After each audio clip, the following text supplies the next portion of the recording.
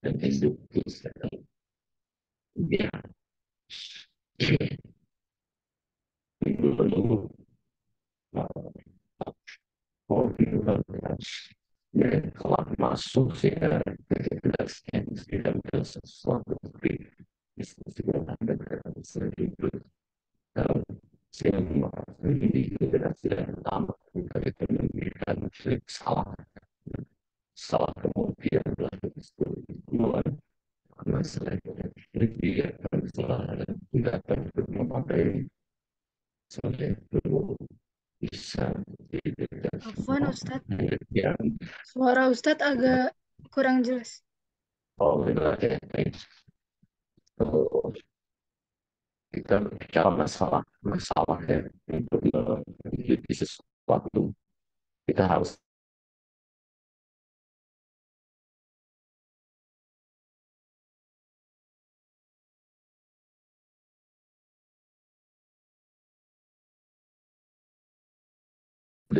diselesaikan dengan sebuah penelitian. Bisa jadi masalah itu ya cukup hanya baca buku selesai salah itu. Oleh karena itu ketika kita ingin permasalahan kita harus berpikir apakah masalah itu layak untuk diteliti, apakah masalah itu eh, membutuhkan referensi tertentu, keahlian tertentu, itu masalah itu mendapatkan data-data yang cukup misalnya ya dari objek yang kita ingin dapatkan itu kita pikirkan ya bukan berarti ini saya ingin menyampaikan bagaimana dalam sebuah penelitian kita harus yang selalu kita pakai di dalam pembahasan sebuah masalah dalam mengambil sebuah kesimpulan di sebelum bersilih saya mau lihat manusia itu kan belum berpikir belum penting atau itu manusia itu ada yang disebut dengan tafkir as-sahih tapi seperti itu ada yang kepentingan dan lihat sebelum ada ya jadi lihat seperti misalnya Quran dari pohon kemudian anda hanya berpikir bahwa pohon itu ada ada antingnya ada buahnya ada daunnya ada warna hijau bunganya warna tenis masih saja dan kelihatan nanti respon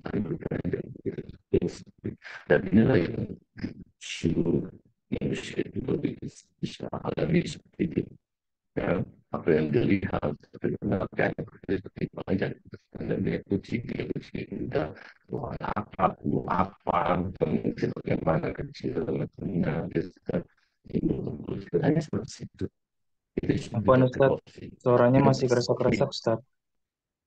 yang sebenarnya kalau sudah bicara oke ya itu target asal target asal target asal penting kemudian yang kedua itu target amit target amit pemikiran yang dalam nah pemikiran dalam ini di sini ada kita amati ada pengamatan kita jadi kalau tadi seperti kita hanya memikirkan ada melihat pohon dan macamnya kalau anda berpikir secara amati kayak amik secara jalan itu anda berpikir itu lihat pohon nanti kemudian ada pertanyaan di situ kok pohon ini buahnya dimakan jadi obat atau bisa jadi minuman dan sebagainya daunnya misalnya barang daunnya ada bisa teliti bagaimana daunnya kita pada daunnya bersebuah itu lanjut maka daunnya itu berada sebuah penelitian yang tidak laboratorium tidak daunnya itu bisa menjadi obat gitu kan bisa jadi dan sebagainya itu saya pertanyaan itu adalah mengarah ke pemikiran yang lebih dalam dari apa yang ada di situ.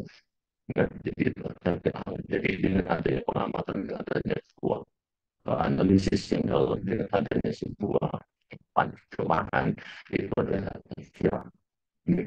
yang terkait pahami.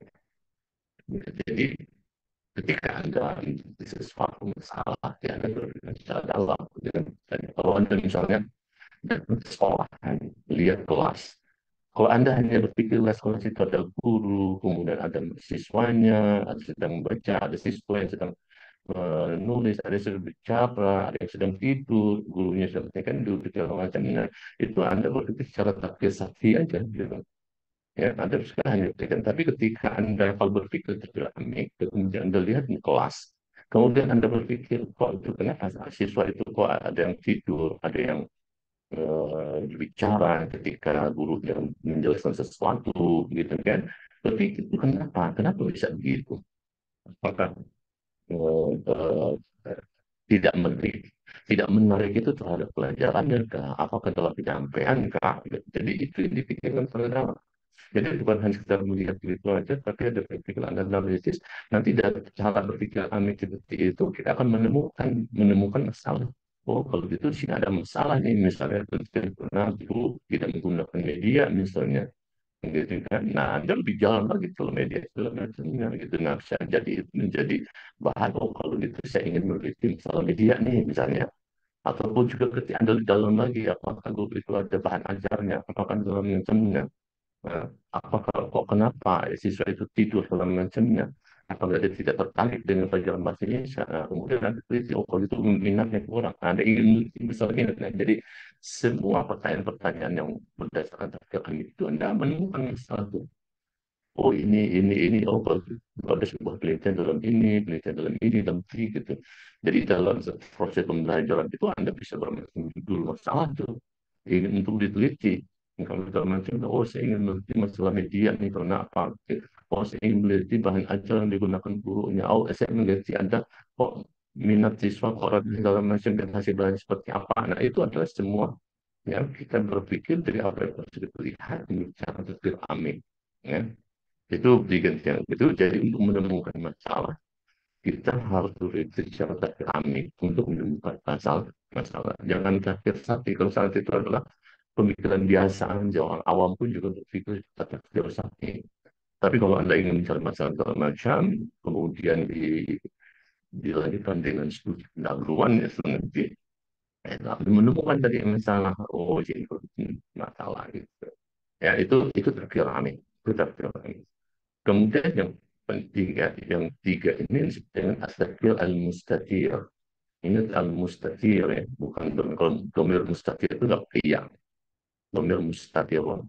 Ini astakir al-mustatir. Dan astakir mustatir itu artinya Anda berpikir, jadi kan seperti misalnya tadi melihat pohon, kemudian melihat kemudian ada daunnya yang bisa diteliti lebih lanjut jadi obat atau buahnya atau lain sebagainya dan macamnya, tapi Anda mengkaitkan di luar pohon itu dengan di luar pohon.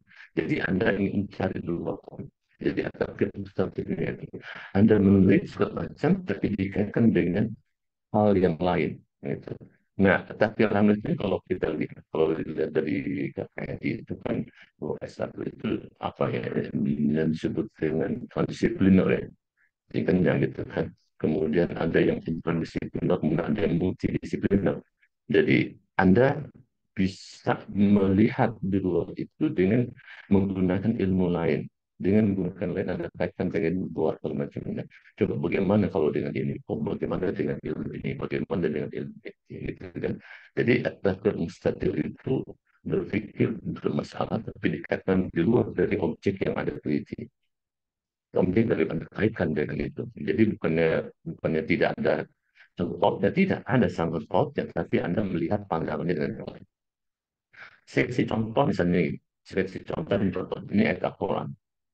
Ya, ini firman Allah, "Wala ta'khudhukum bihima." Kalau Anda berpikir dengan tafsir as-sakti itu aja, gitu kan? Artinya, Anda belum terjemah, jangan berbelas kasihan. Oh, ini adalah larangan Allah, ya kan, dalam proses zani atau zani, orang yang berzina adalah orang yang tidak berzina mendapatkan hukuman, kemudian oleh hukumannya itu kita tidak boleh berbelas kasihan padanya. Itu hanya tafsir sakti, gitu. Ya, hanya melihat itu terjemahan udah beres, gitu. Anda memahami, dengan permukaannya aja. Tetapi kalau Anda menggunakan tafsir Ami, ya. Jadi Anda pahami itu boleh tak untuk Anda bukan hanya sekedar menjelaskan makna dari topiknya, tetapi Anda mengerti lebih jauh bahwa ini kalimat ini kok kenapa dengan menggunakan jumlah fi'liyah yang polanya fi'il maf'ul bih fa'il gitu. Jadi ta'khudhu itu fi'il, itu maf'ul bih, fatun itu fa'il. Kenapa Allah tidak menggunakan wala ta'khudhu bihima ra'fatun? Kenapa Allah tidak menggunakan gaya bahasa jumlah fi'liyah yang polanya fi'il, fa'il, maf'ul bih gitu kan? Kemudian itu dikaitkan, dilihat kok kenapa seperti itu? Ya, seperti itu. Nah, ini letaknya. Kenapa? Oh, ya kan, ya. Kalau Anda tadi lihat di terjemahannya adalah jangan berbelas kasihan terhadap keduanya, tapi ketika Anda memahami struktur adalah pola, pikiran, segala macamnya, Anda bisa terjemahkan, oh berarti yang sini berdasarkan pola kalimat bahasa Arabnya ini adalah jangan sampai belas kasihan menguasai diri kamu gitu. Jadi sesuai dengan objek ini dia mau lebih gitu ya. Jadi apa itu menjadi failnya. Jadi jangan sampai belas kasihan itu menguasai diri kamu. Jadi menguasai diri kamu ini kena gitu. Jadi kalimat ini ya, diperhatikan struktur lebih lanjut segala macam. Nah itu berarti Anda berpikir tentang ya. Tapi pamit keluar, mungkin menguasai. Jadi kalau belas kasihan itu sampai menguasai diri kamu, boleh jadi perintah Allah yang melaksanakan harus dilakukan hukuman berzina lah pendidikannya tidak akan terlaksanakan gitu karena ada belas kasihan di situ gitu makanya dilarang belas kasihan jika hukuman itu terjadi gitu yang ini. Nah itu anda terjadi itu di dalam dari tapi lebih yang struktur mustahil anda kaitkan dengan di luar ayat ini. Jadi bagaimana cara berpikir amik seperti itu, kemudian kamu lebih dalam lagi, ya, Anda tanyakan, kenapa tadi Allah menggunakan pola dahulu pemikiran? Tetap bikin. Lantas kan kita Allah yang jadi ganti. Kalau kan jangan sampai belas kasihan menguasai diri kamu, apakah kita bisa ganti? Apakah malah menguasai diri kamu? Apakah takut itu menguasai diri kamu akan termaju ulama yang tepat. Nah, seperti yang tepat itu kalau dengan pola yang sama, walaupun hukum di marofatun, torfatan, itu nggak dapat janji.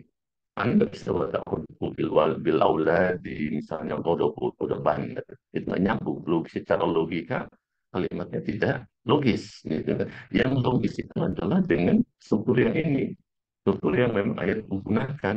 Jadi polanya fiil jadi akhir wala ta'khudhukum bil auladi ghadaban ya wala ta'khudhukum bil walidaini pun gitu. Jadi itu semua kita bisa kaitkan. Jadi kita buat hanya sekitar bisa belas kasihan. Rafa ini adalah satu perasaan yang ada dalam hati dan kita tahu bahwa di dalam hati itu bukan hanya sekedar rafa, ini juga banyak perasaan-perasaan. Semua perasaan yang dalam hati kita yang sampai menguasai diri kamu. Nah itu anda berpikir takdir saja. Jadi bukan hanya sekedar ya, belas kasihan, anda bisa kaji lebih dalam lagi dan itu secara logika benar, secara bahasaan juga benar, secara ya argumentasi juga benar gitu. Ya, ini yang tingkat ya pemikiran dan takdir nomor satu. Jadi dalam konteks ini saya mengharapkan Anda berpikir yang banyak kata keramik dengan berpikir industrial. Ya. Kemudian yang berikutnya berpikir deduktif. Deduktif itu adalah berpikir secara rasional, ya, berdasarkan rasio dan logika. Ya, dengan dia merumuskan atau memetakan suatu masalah dan malah memberikan kemungkinan jawaban pemecahan masalah. Ya, jadi secara logika, rasio membandingkan masalah dengan secara logika untuk masalah secara deduktif.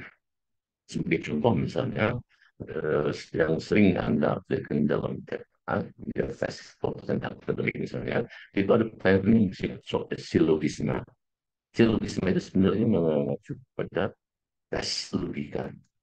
Gitu kan? Bagaimana berpikir dari seseorang itu seperti apa. Gitu. Makanya tes S2, S3 itu kan ada TPS. Itu dan banyak pertanyaan kaitan masalah psikolisme gitu kan. Silogisme ini menunjukkan orang bagaimana mengatur jalan pikiran sehingga dapat mengetahui berlaku kesimpulan. Silogisme ini mengajarkan bagaimana menangkal pangkal pada umum premis-premis dalam susunan yang teratur, dan dari situ dapat diambil sebuah kesimpulan. Jadi dia melihat dengan ada premis-premis di dalam kalimat tersebut, daripada kalimat di situ kita bisa mengambil kesimpulan. Ya, disitulah yang disebut dengan berpikir secara deduktif. Contoh misalnya, contoh premis yang misalnya semua manusia pasti mati. Fir'aun adalah manusia. Kesimpulan kita sebab itu Fir'aun pasti mati. Jadi ini merupakan cara berpikir deduktif seperti itu. Ya, kesimpulan-kesimpulan yang ditarik itu dari premis-premis banyak benar. Saya kira ini premis itu merumuskan kebenaran. Jadi premis-premis ini adalah semua pasti kebenaran. Suatu hal yang nyata yang benar adanya, masuk manusia mati. Kemudian premis yang kedua, kalau ada manusia itu juga premis yang benar. Salah. Jadi selama premis manusia itu benar, itu akan memunculkan kesimpulan yang benar. Jadi premis itu.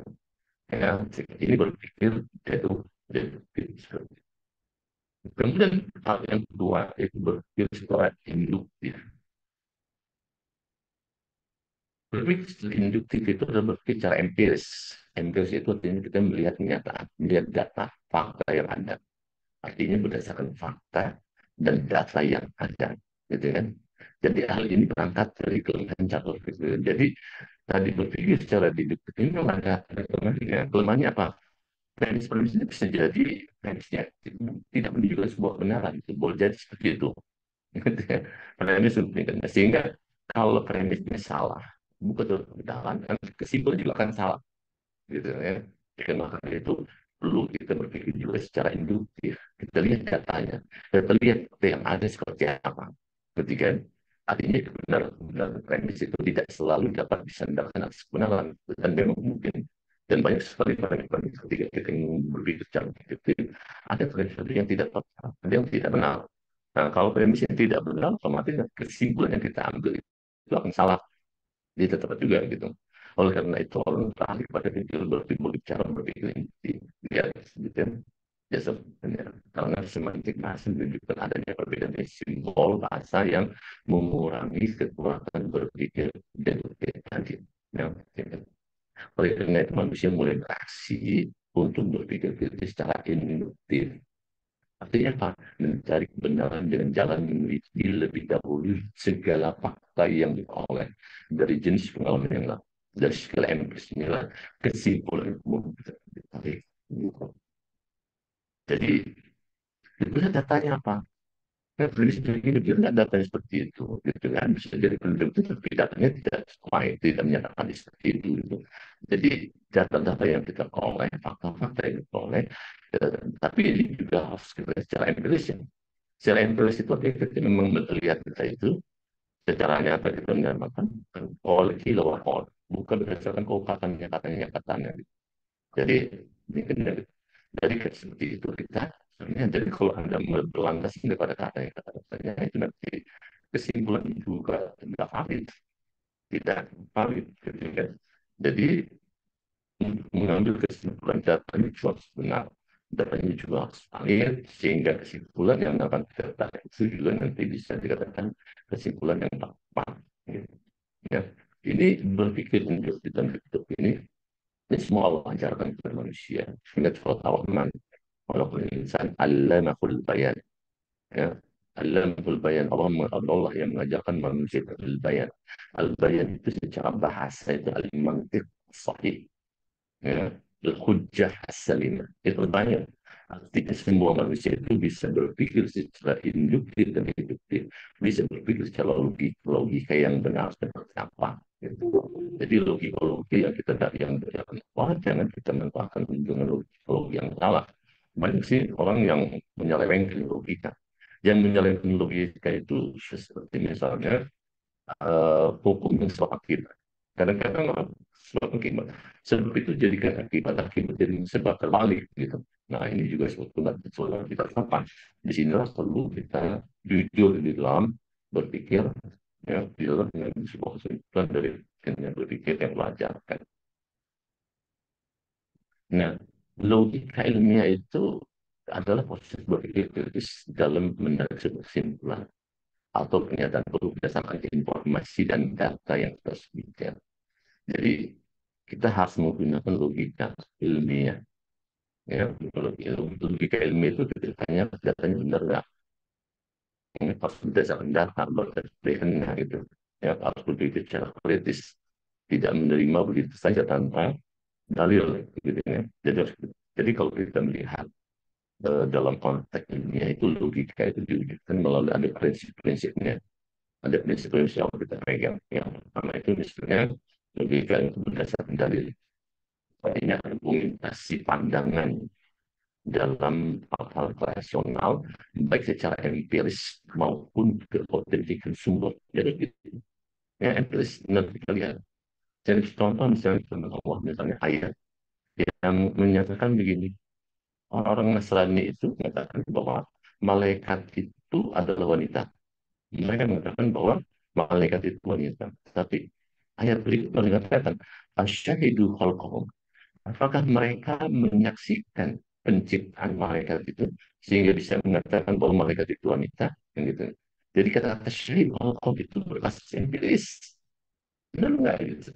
Jadi bukan hanya wacana dugaannya aja. Jadi berdasarkan data, ya kan? Benar Anda melihat, benar Anda mendengar, ternyata dia selatan, ya. Syahidul qalqahum tadi secara empiris. Jadi berdasarkan secara empiris itu logika ilmu digunakan. Jadi kalau tidak cara dalil, itu tidak bisa dipertanggungjawabkan, yang tidak jawaban pendapatnya atau pemikirannya atau kesimpulannya. Begitu juga dalil dan argumentasi itu berdasarkan autentik sumber. Sumbernya mana? Sumbernya. Nah, jangan nanti nggak punya sumber. Itu hanya Allah yang ingatkan. Ketika sumbernya juga nggak valid. Misalnya, sumbernya juga ada cuma pendapat satu ulama aja. Sementara pendapat yang lain, dia menentang ulama-ulama lain menentang pendapat tersebut. Gitu. Ya, jadi otentik sumber. Ya, jadi perlu ada otentik sumber. Otentik sumber contohnya seperti ini. Pernah juga, ya, saya contoh gini. Pernah dulu ada eh, orang yang yang menyatakan begini, eh, ini dia dia sudah nggak ada ulama itu sekarang nggak ini lagi tayang lagi di kesempatan lagi untuk selama di TKR di TKRI dan segala macam dan gitu kan. Dia memberikan satu pendapat yang kontroversial. Contohnya begini, puasa kemudian misalnya lebaran kan. Lebaran itu kan sebagai lebaran kan ada puasa yang hari kan gitu. Dia berpendapat bahwa puasa yang hari ini itu kalau kita puasa kemudian ada namanya lebaran kan banyak orang yang datang tuh. Kemudian datang dalam macamnya gitu kan yang dia takdir ikram dulu kemudian dia minum dia ikut minum tidak puasa lagi. Ntar kalau datang lagi tamu datang lagi dia minum lagi makan juga ntar puasa lagi. jadi jadi dalam satu hari dia semacam kayak ngikutin bunga tapi dia bilang wajib puasa puasa 6 hari gitu. Jadi sempat tamu dia kan tahun datang dia minum dia ikut minum untuk mandi gitu kan. Ntar tamu datang makan dia makan diikut makan dalam macam tapi dikatakan dia puasa juga gitu macam gitu kan. Jadi begitu keluarnya ada kemudian ditanyakan sumbernya dari mana gitu kan. Sumbernya dari mana dan mengatakan seperti itu gitu kan lalu berkali-kali dalam macam. Kemudian nanti di minggu berikutnya diambil sumber datanya, dibacakan di buku berbahasa Arab. Oh, itu benar-benar saya mendengarkan buku itu dibaca bahasa Arabnya, saya paham. Nah, ternyata ketika dibaca buku itu saya paham buku itu hanya tentang ulama saja. Kan tidak semua ulama mengatakan seperti itu menentang seperti yang kali-kali makan itu segala macamnya gitu gitu. Nah, dan kalau pas di hari kedua, di puasa hari kedua, ketika dia datang dia malah gitu. Jadi protes 6 hari ini dalam itu bukan bukan puasa 6 hari, dia tinggal datang tamu, dia makan datang tamu, di makan datang tamu, ikut makan gitu. Jadi benar autentik, sumbernya autentik dari ulama-ulama yang kompeten di bidangnya gitu kan. Kemudian juga logikanya tidak berdasarkan jutaan. Awalnya jutaan, dikira begini. Jadi dalam menarasikan, dalam Anda berdiskusi, kan Anda nggak bisa lihat, juga, kira-kira begini ya, kira-kira begini, nggak bisa. Gitu. nggak ada tuh logika ilmiah itu. Iya, aku nonton penonton lalu mendengar kesehatan gitu jauhlah terpaksa. Dugaan-dugaan sesungguhnya dugaan itu tidak membuktikan kebenaran sedikit. Kemudian prinsip yang ketiga, tidak berpegang pada emosi dan nafsu saja. Sebenarnya nggak boleh kita meneliti emosi sampai bumbu emosinya kita yang sebenarnya nggak benar kita sedangkan yang salah kita benarkan, yang salah benar kita salahkan. Nah, itu nggak boleh kita berdasarkan hawa nafsu.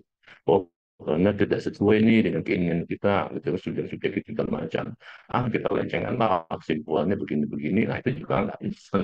Itu bukan logika ilmiah namanya kalau anda berpikir seperti itu. Subjektivitas dengan kepentingan situ subjektivitas.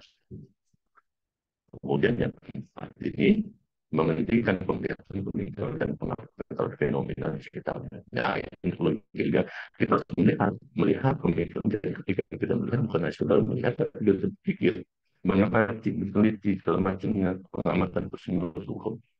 Ketika kita mengamati, pikiran kita berjalan ya.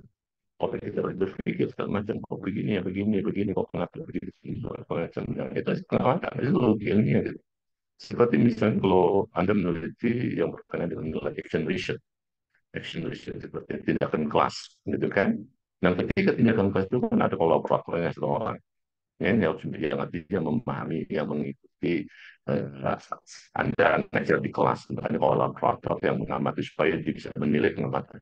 Nah, kolaborator juga harus memahami, terus melihat, kemudian berpikir, kemudian mengamati apa yang dilakukan oleh temannya dalam melakukan sebuah penelitian tindakan kelas itu betul enggak, algoritma situasi kelas, kondisi segala macam. Jadi pengamatan itu penting. Yang kolaborator itu dalam konteks tindakan kelas. Kalau tindakan kelas itu dia duduk nongkrong tidak gitu, hanya lihat gitu aja, ke otaknya nggak berpikir, nggak ada pengamatan kalau macam. Nah itu nggak ada gunanya itu. Ya, kolaborator seperti itu tidak memberikan masukan kepada penelitian Anda kalau kolaborator itu. Ya, untuk pemikiran pengamatan juga harus ada kolaborator yang memahami pembelajaran, yang memahami proses pembelajaran seperti apa, sehingga dia bisa memberikan masukan ke Anda untuk siklus yang berikutnya, itu tindakan kelas gitu. Jadi itulah yang disebut dengan logika ini. Mungkin juga kamu dengan pemikiran terus pengamatan kalaupun prosesnya berkaitan dengan masalah Anda bisa. Nah, kemudian kita lihat di sini, di dalam konteks penelitian itu ada yang disebut dengan gaya pengungkapan. Saya mengambil di sini ada tiga gaya aja, yang tiga. Kan yang pertama gaya argumentasi. Argumentasi itu merupakan dasar atau landasan dalam dunia ilmu pengetahuan yang berpandangan dalam hal-hal yang rasional, baik secara empiris maupun kualitatif sumber. Di samping itu, argumentasi juga harus mengandung cukup banyak bahan untuk menarik perhatian pembaca serta memperkenalkan kepada pembaca yang diketahui. Nah, idealnya apa? Ketika kita ingin mungkin kayak bahasa argumentasi, kita membutuhkan data.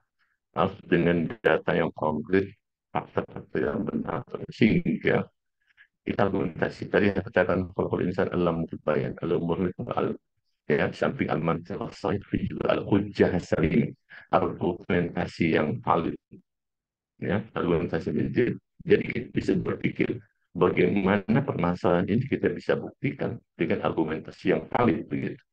Ya, tentu argumentasi yang valid itu data-datanya fakta nyata, benar, bukan hanya datanya salah atau macamnya gitu. Jadi data-data itu penting. Nah, data-data itu kita juga harus tahu nih, ini data ini sesuai dengan masalah kita nggak? Data itu dan gitu. Fakta-fakta yang kita temukan itu sesuai dengan masalah yang kita teliti. Ya, ini kadang-kadang mahasiswa itu tidak memahami data. Gitu kan.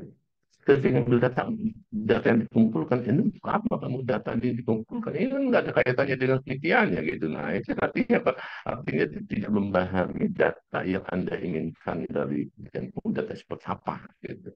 Jadi itu perlu dipahami data-data sehingga ketika Anda menjelaskan itu dengan argumentasi yang benar, oleh gaya bahasa argumentasi atau gaya bahasa yang memanfaatkan serta kalimat dan istilah untuk mempengaruhi sikap dan pendapat orang lain agar mereka percaya dan akhirnya tidak sesuai dengan apa yang diinginkan oleh penulis, gitu kan.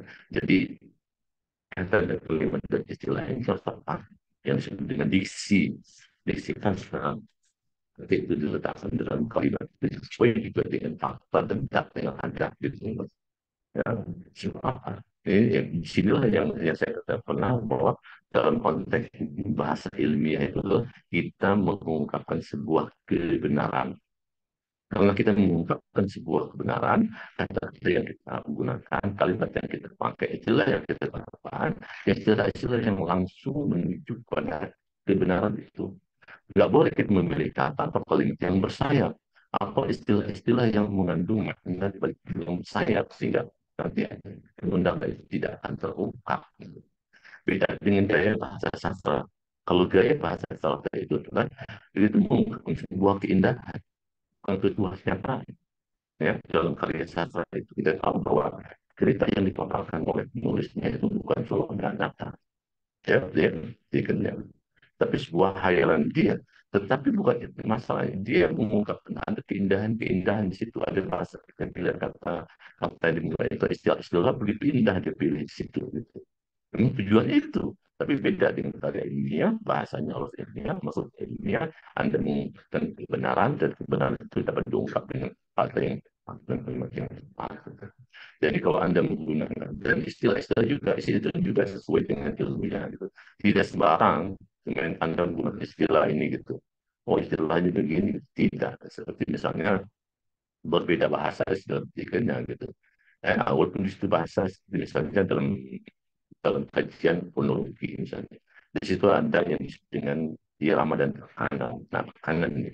Tekanan itu kalau di dalam bahasa Inggris ada orang yang bilang istilah tekanan ini diterjemahkan dalam pressure, pressure, gitu kan? Ya, ada pressure, angkel macam itu kata apa? Kata pressure itu iya kanan, tapi kata pressure itu tidak digunakan dalam istilah ilmu fonologi, gitu kan? Ya kan? Yang digunakan istilah teknologi itu adalah stres, gitu kan. Nah, stres itulah yang ketika kita yang kerja teknologi, kita harus memilih tepat yang digunakan. Kalau orang ketika memahami dan kemudian digunakan istilah yang tidak tepat, dia bingung ini apa nih maksudnya ini, kok begini sih istilahnya. Gitu. Jadi istilahnya harus sesuai dengan di bidang ilmu yang dikena stres, jadi dia dipakai itu stres, dan ketika stres orang harus mikir oh ini berarti dengan linguistik stres ini kan, sementara prinsip nggak ada digunakan dalam kajian linguistik yang fonologi gitu ya. Jadi semua kalimat-kalimat ini adalah mempengaruhi orang atau jurus bawah dengan apa yang kita paparkan dan kebenaran itu, dan akhirnya menyetujui dengan apa yang terungkap dalam sebuah penelitian tersebut. Itulah gaya argumentasi. Contoh misalnya, gaya argumentasi ini ada cirinya nih, satu mengandung alasan. Jadi ada alasan untuk jadi kita mengandung alasan apa. Kemudian bertujuan meyakinkan, mengubah pandangan pembaca, mematahkan argumentasi orang lain, yang mengatakan argumentasi orang lain itu dari bahasa argumentasi tidak boleh menggunakan istilah-istilah kata-kata yang dapat menimbulkan prasangka negatif, yaitu argumentasi. Contoh kalau Anda di dalam contoh misalnya ada dialog antara Namrud dengan Nabi Ibrahim. Ya. Ketika Nabi Ibrahim mengatakan bahwa Tuhan saya bisa menciptakan, dia kan bisa menghidupkan dan mematikan. Secara logika, nah, bisa katakan, saya juga bisa menghidupkan dan mematikan. Gitu. Caranya kalau menghidupkan dan mematikan. Ya kalau menghidupkan, saya biarkan manusia itu. Kalau matikan, saya bunuh. Gitu. Nah, kemudian ditanya lagi, Tuhan saya adalah dia kan menerbitkan matahari dari timur. Coba kamu tentukan kamu terbitkan dari barat. Nah, situ lagi itu katakan mengatakan argumentasi tidak bisa lagi itu. Tidak buktikan apa itu lebih dekat apa berita. Nah, bintang berita itu adalah proses bintang tercengang, akhirnya nggak bisa membantah apa yang diinformasinya gitu. Itu artinya argumentasinya itu mematahkan argumentasi orang lain. Ya. Oleh karena itu dia bahasa itu jadi pilihan argumentasi. Ada sih, jadi saya beri contoh ya, dialog yang ini kan oleh Imam Abu Hanifah dengan orang ateis ya. dengan humasis itu dia dan argumentasi logika yang tepat. Nah, contoh gaya bahasa argumentasi ini, contoh gitu. Perlunya siswa menguasai penggunaan berbagai fungsi bahasa untuk bermacam-macam pendekatan.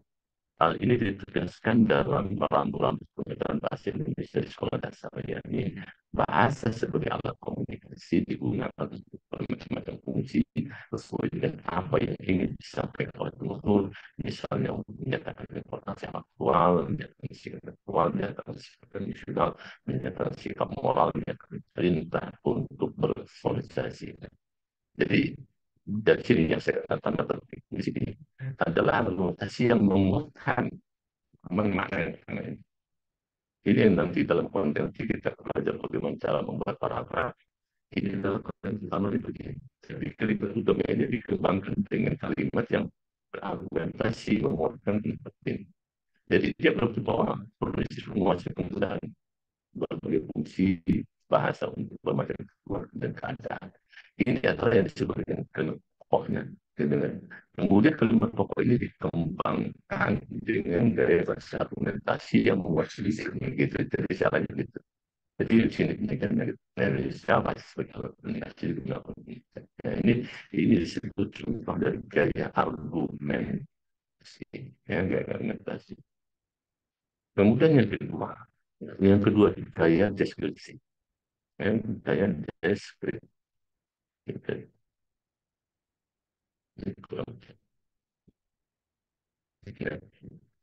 Jadi deskripsi itu adalah melukiskan sebuah objek sebagaimana adanya dengan tujuan agar pembaca dapat mengetahui masalah apa yang digambarkan.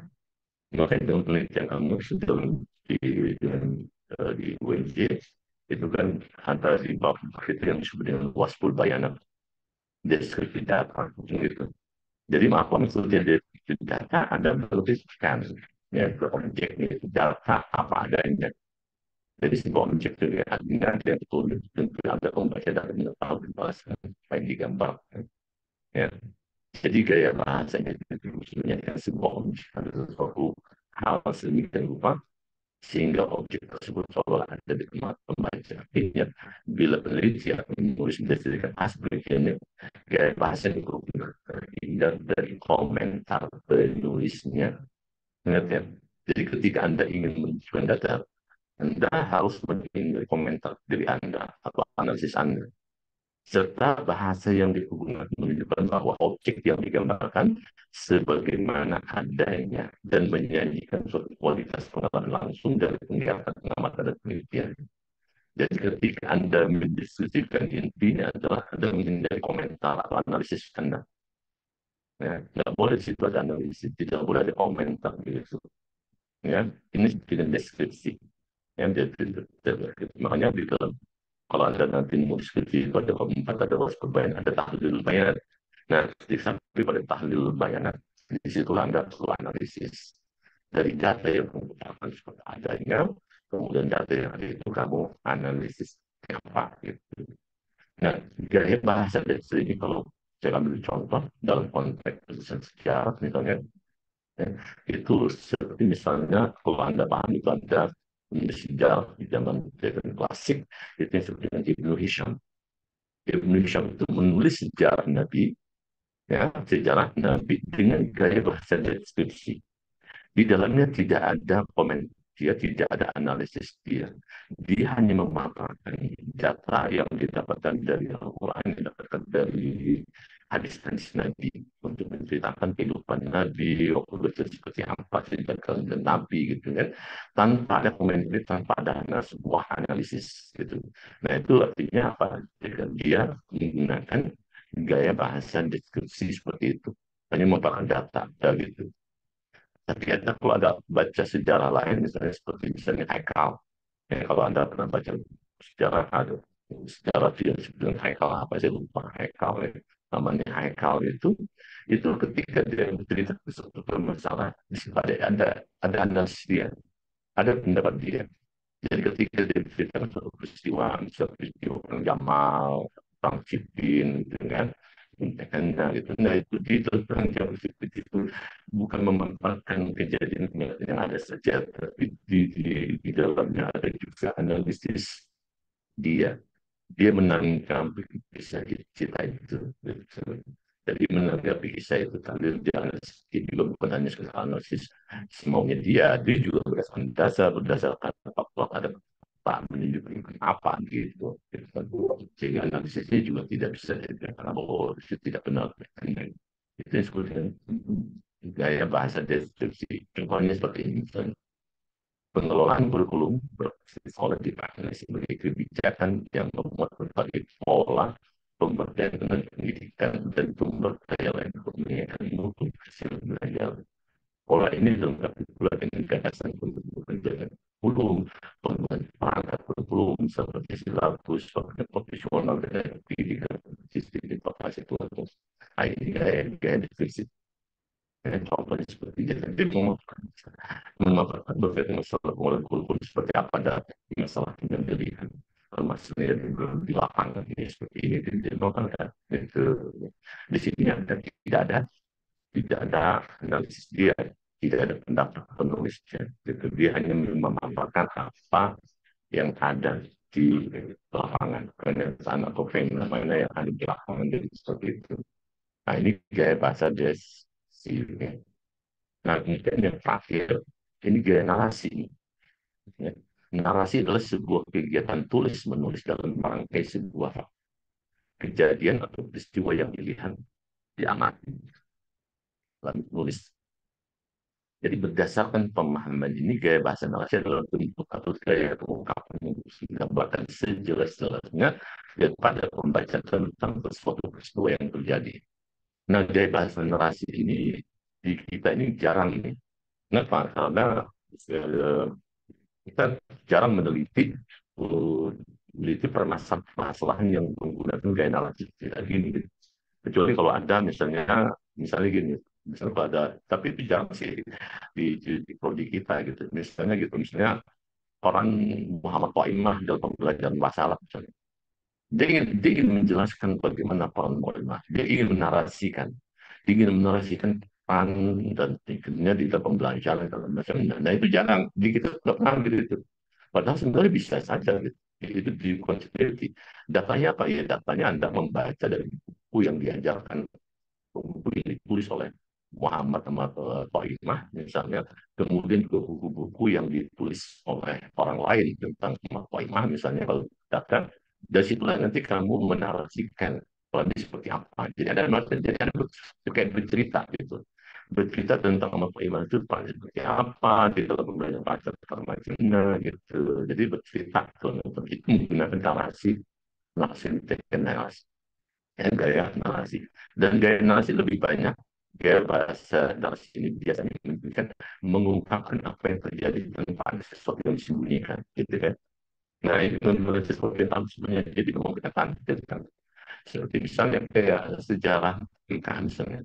Saya baca buku Hamka dan macamnya ketika itu difilmkan ada skin yang berkaitan dengan eh, di mana Hamka itu ketika di penjara ingin bunuh diri, itu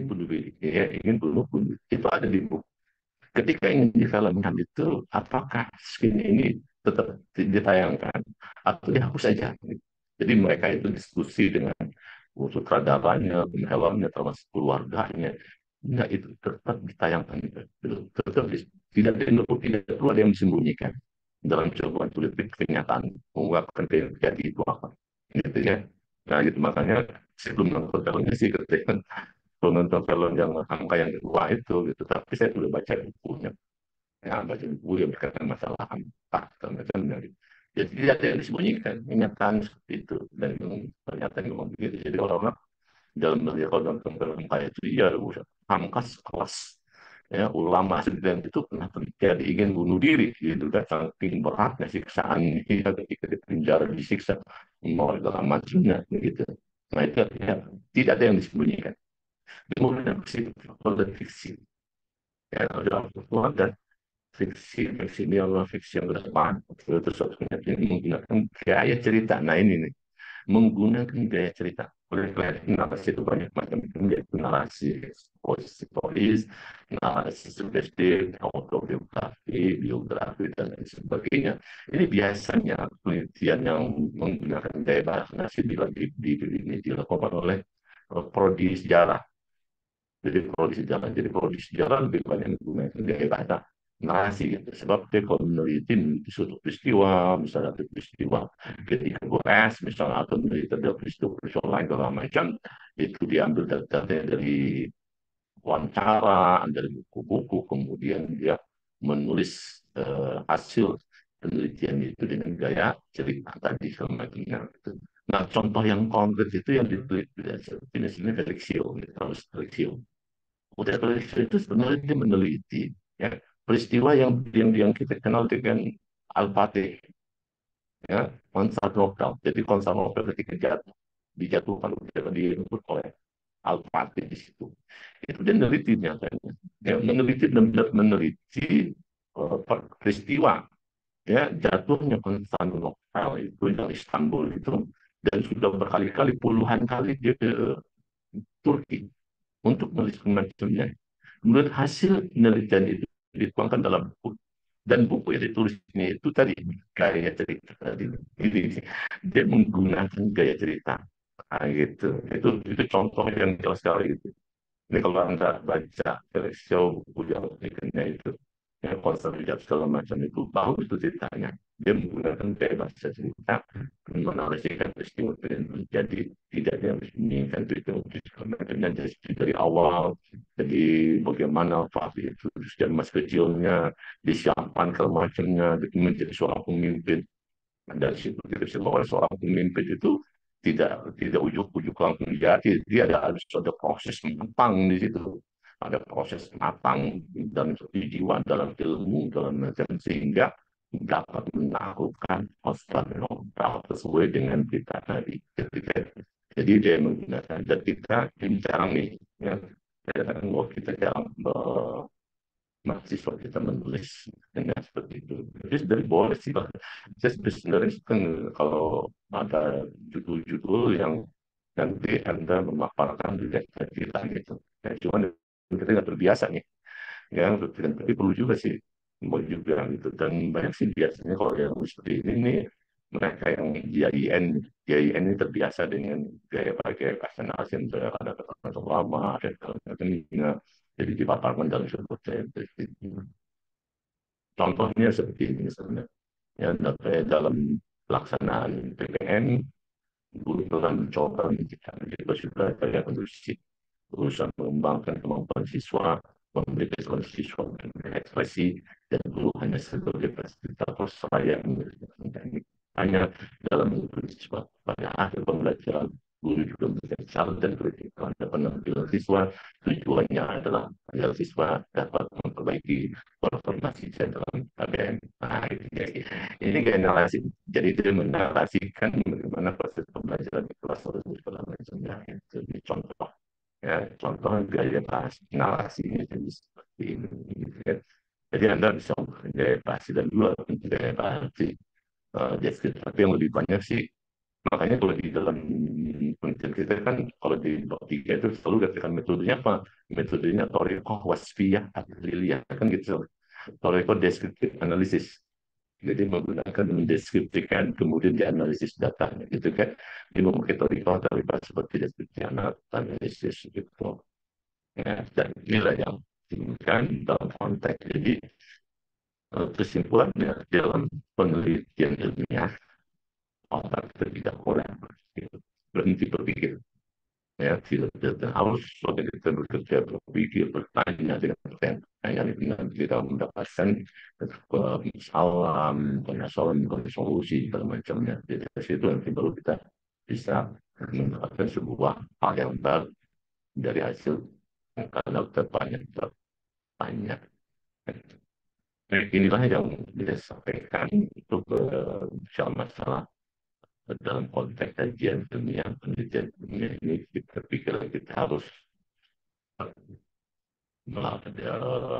kita gunakan itu secara amik dalam, pengamatan, kemudian juga tadi film satir kita bisa lakukan seperti itu. Kalau ada yang masih ada waktu, kita masih ada waktu di 11 kita masih 11 kita masih ada waktu. Jadi, kalau ada yang ingin bertanya, ataupun bertanya tentang apa yang saya sampaikan, ataupun juga bertanya tentang judul, ada baca judul, kita diskusikan. Silakan.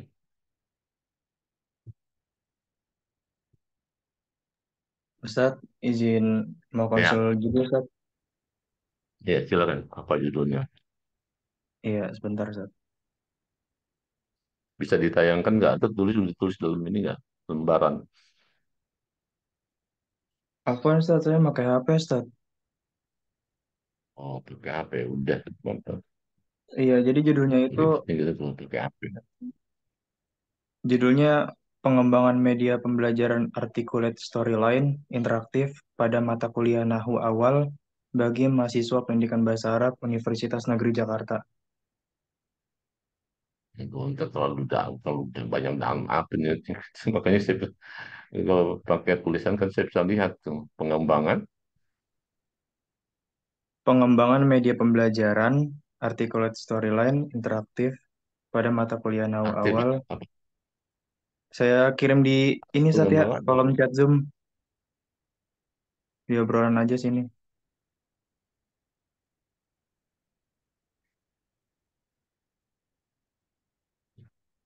pengembangan media pembelajaran articulate storyline. Apa maksud dengan Iya, Ustadz. articulate storyline? Jadi Articulate Storyline itu kayak aplikasi buat media pembelajaran gitu, Ustadz. Dia hampir sama kayak Ya, PPT, tapi dia lebih baik gitu, lebih mudah. Ada triggernya buat masuk-masukin materi-materinya gitu, Ustadz. Ntar di akhir pembelajaran itu ada kuisnya gitu, Ustadz.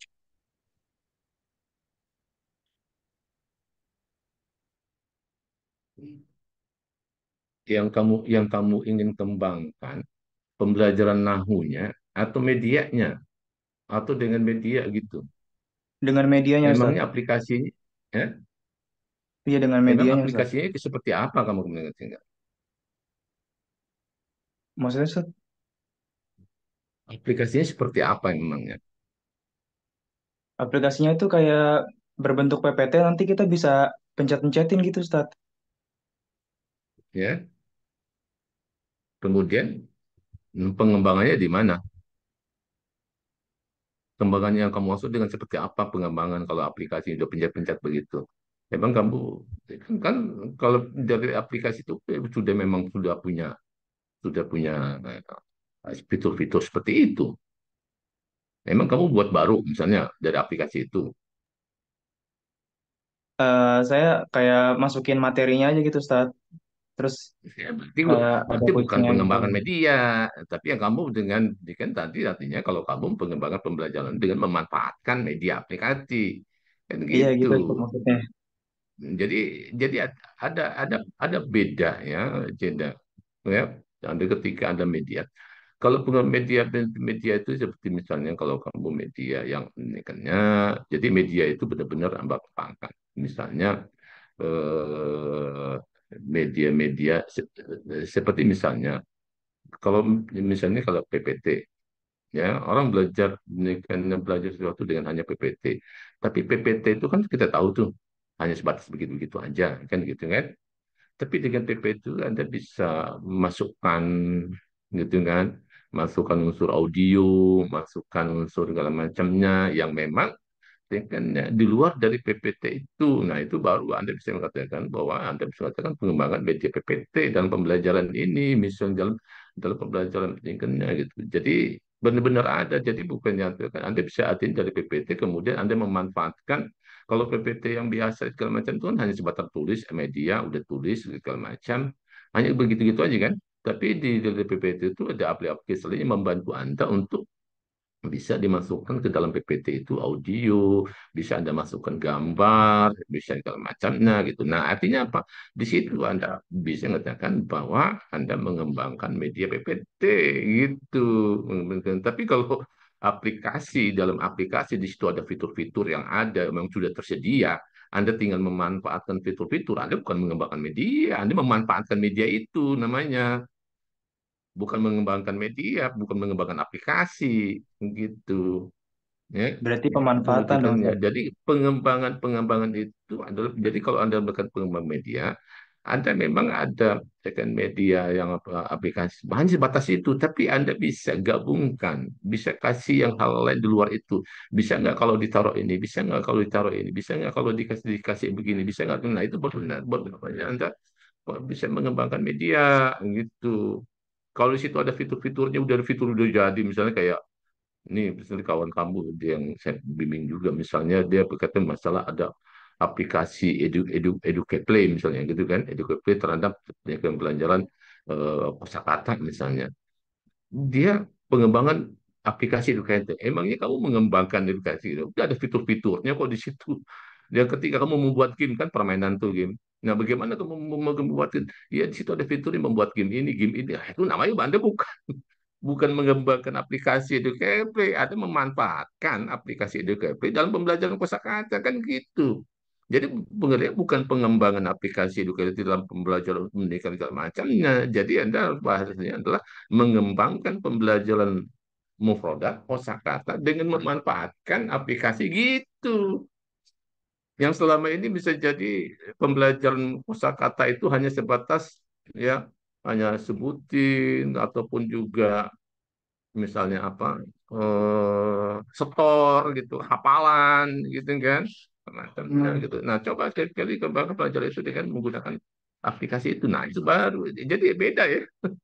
Beda kalau kamu begitu bahwa hanya aplikasi udah ada fitur segala macam, Anda bukan mengembangkan namanya. Itu namanya Anda memanfaatkan aplikasi itu untuk pembelajaran gitu. Nah, pembelajaran seperti apa nih? Nah, di situ jadi yang kamu ini kan adalah pengembangan pembelajaran apa?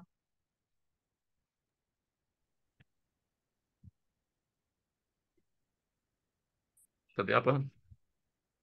Ya, Iya, Ustaz. pengembangan Media gitu misalnya pembelajaran pengembangan artikel-artikel misalnya lain. pembelajaran misalnya pengembangan pembelajaran nahu gitu kan dengan memanfaatkan aplikasi artikel sensoret misalnya gitu. Yang selama ini mungkin belajarnya hanya sebatas buku, baca buku segala macam. Coba tingkatnya pelajaran itu diinikan dengan atau itu ceramah, cuma dikembangkan dengan memanfaatkan aturan setor di situ misalnya gitu. Nah, itu nggak apa-apa segala macamnya gitu. Tapi bukannya bertekan interaktif pada mata kuliah segala macamnya gitu. Nanti kalau kemudian tahu ya, gitu. Dengan manfaatkan tingkatnya pembelajaran itu. Ya, jadi seperti itu. Kalau itu sebuah articulate storyline, saya nggak tahu itu aplikasinya seperti apa gitu. Ya, paham kan? Yang saya ini kan? Paham, Ustaz, paham. Hmm. Jadi dirubah bukan pengembangan media pembelajaran. Kalau kalau isinya begitu gitu. Jadi Ustaz, kalau apa nih? pengembangan belajarnya itu ada aplikasi yang bisa dimasukin dengan aplikasi lain, itu baru ada pengembangan namanya. Kalau di aplikasi itu sudah ada fitur-fitur itu ada tinggal make aja ya, namanya bukan ngembangin, bukan ngembangin aplikasi, Anda memanfaatkan aplikasi untuk pembelajaran gitu. Ya, pemikirannya gitu. Paham ya? Jadi logikanya jangan pikirkan. Jadi ada yang memang punya media tepat kalau memang media seperti apa. Kemudian kalau pikirnya kalau ada aplikasi yang Anda hanya sebatas memanfaatkan aja ya berarti bukan pengembangan di medianya tapi pengembangan di pembelajarannya dengan memanfaatkan aplikasi itu gitu. Ya, tinggal pikirnya gitu. Baik, Ustaz. Syukur, Ustaz. Ikut dirubah jadinya gitu. Lanjut, siapa lagi? Ada lagi? Ya Ustadz, Ya, silakan. ini dikirim di chat Zoom atau Boleh chat chat di Zoom coba di chat. Sebab kalau panjang saya nggak pendengaran saling dengar itu mungkin ya tapi dengan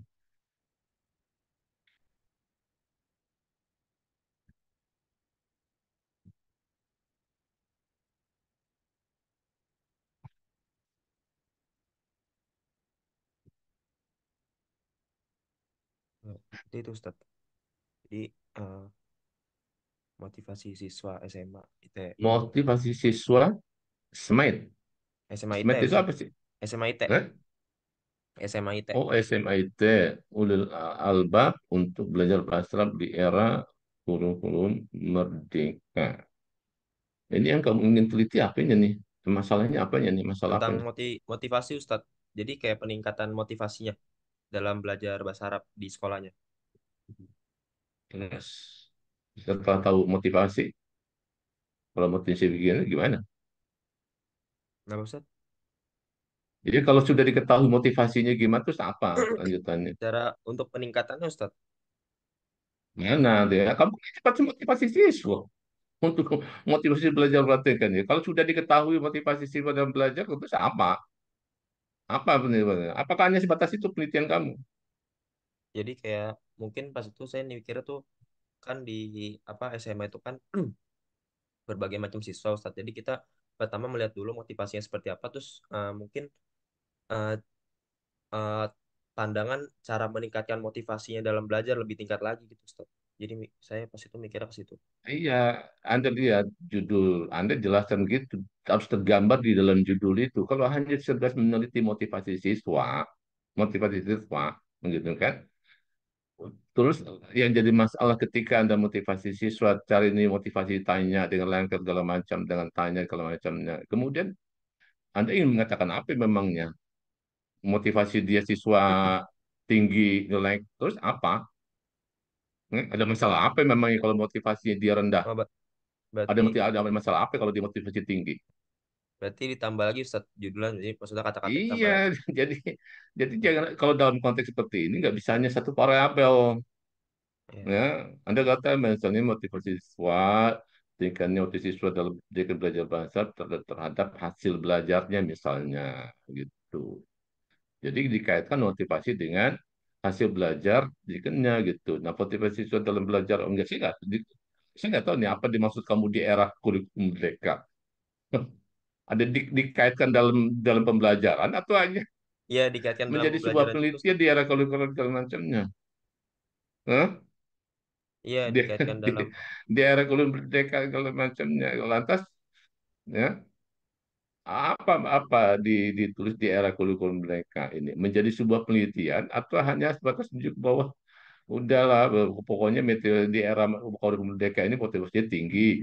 Dulu waktu zaman bukan kurikulum 13 rendah atau emang itu yang kamu ingin gambarkan, ingin ungkapkan. berarti ditingkatin lagi. Terus juga mungkin kan jadi saya mau nampilkan dalam hasil pembelajaran juga Ustadz.